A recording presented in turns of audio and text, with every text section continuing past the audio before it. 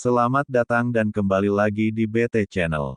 Ketua DPD Golkar Jawa Timur, Sarmuji, mengatakan, mesin Golkar, sudah berjalan di Jawa Timur, untuk memenangkan Ketua Umum DPP Partai Golkar Airlangga Hartarto, bahkan sosialisasi yang dilakukan Golkar di Jatim, sampai ke tingkat desa.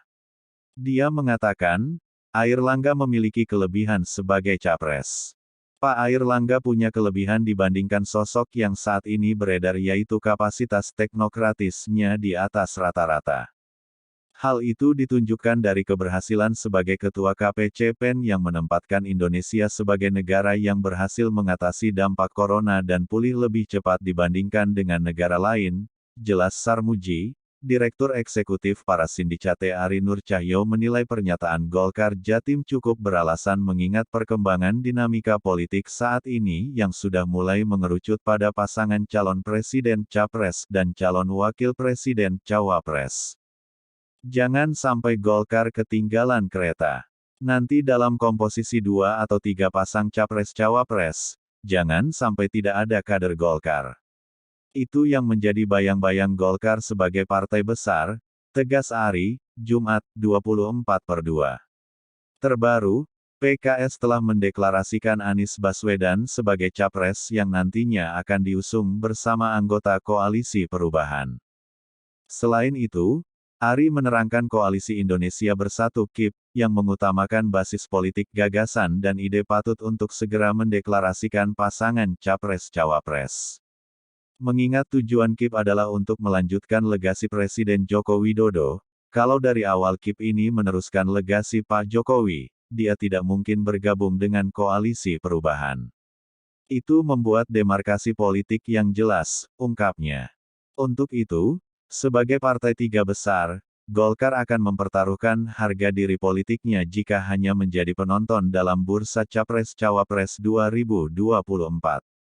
Di sisi lain, dinamika pencalonan semakin mengerucut ke pasangan Capres-Cawapres. Oleh sebab itu, Ari menyarankan Golkar perlu segera menyiapkan strategi jitu untuk bursa Capres-Cawapres tersebut. Kader partai dalam posisi Capres atau Cawapres akan memberikan efek elektoral ke partai politik. Jangan sampai bursa Capres-Cawapres tidak memberikan efek elektoral pada partai, tambahnya. Ari mengungkapkan Golkar juga harus menjadikan efek ekor jas dalam bursa Pilpres 2024 untuk memaksimalkan potensi kemenangan partai berlambang pohon beringin itu. Pemilu 2024 tidak semata untuk mengejar kemenangan pileg, tetapi juga memperoleh keuntungan dari efek ekor jas dari pencapresan kader. Walaupun pertimbangan utamanya adalah elektabilitas partai di pemilu legislatif, tapi pemilu presiden harus memberikan impact pada pilegnya. Apapun partai harus memperoleh kemenangan maksimal di pemilu 2024, pungkasnya. Sementara itu, pengamat politik dari Universitas Al-Azhar, Ujang Komarudin mengatakan, partai manapun akan mencoba menang di kantong-kantong suara, seperti di Jawa Timur. Nah, kita tahu di mana banyak pemilih, menjadi wilayah strategis maka parpol akan mati-matian untuk bisa menang. Jatim strategis karena pemilihnya nomor 2 terbesar se-Indonesia, suka tidak suka, Capres-Cawapres dan parpol akan menggarap Jatim sebagai basis massa dukungan, jelas Ujang, Jumat 24/2.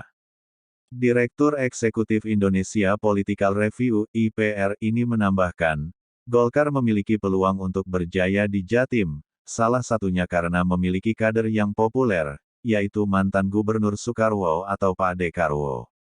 Dengan Pak Dekarwo sedikit banyak akan berpengaruh, karena Pak Dekarwo mantan gubernur 2 periode, ada pengikut, ada pasukan, yang bisa jadi jumlahnya besar, pengaruhnya juga tinggi di Jatim, sehingga sedikit banyak akan membantu menaikkan elektabilitas Airlangga di Jatim, ungkap Ujang. Di Partai Golkar, Pak Dekarwo menjabat sebagai Wakil Ketua Dewan Pakar Partai Golkar. Berdasarkan Munas Partai Golkar, Ketum Airlangga adalah capres dari Golkar. Diharapkan, Airlangga bisa menjadi capres Koalisi Indonesia Bersatu KIP tempat Golkar bernaung. Tapi, menurut Ujang, tiket capres KIP ada di tangan Presiden Joko Widodo, tergantung Pak Jokowi tiketnya akan diberikan ke siapa. Saya melihat kans Airlangga sebagai capres KIP masih ada. Namun kita lihat perkembangannya, apakah Airlangga bisa jadi capres KIP atau yang lain, karena proses politik dinamiknya begitu cepat dan selalu berubah, tandas Ujang. Bagaimana menurut Sobat BT semua tentang hal ini? Silahkan berikan komentar dan sarannya, terima kasih.